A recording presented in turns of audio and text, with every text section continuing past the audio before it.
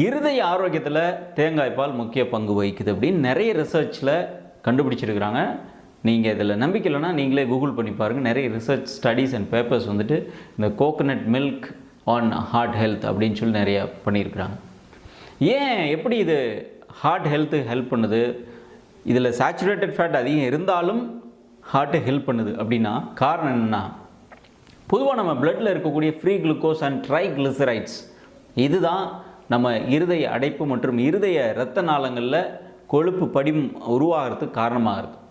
ஆனால் இந்த தேங்காய் பால் இந்த ட்ரைக்ளிசரைடை குறைப்பதற்கும் HDL அப்படிங்கிறத நல்ல கொழுப்பு அதிகரிக்கிறதுக்கும் ஹெல்ப் பண்ணுறதுனால ஹார்ட்டோட ஹெல்த்துக்கும் இருதயத்தினுடைய உள் தசைகள், இந்த இருதயத்துக்கு வந்து தசைகள் இருக்குது, குறிப்பாக மயோகார்டியம், இதோட ஹெல்த்தில் இந்த தேங்காய் பாலானது முக்கிய பங்கு வகிக்கிறது அப்படின்னு கண்டுபிடிச்சிருக்கிறாங்க. இது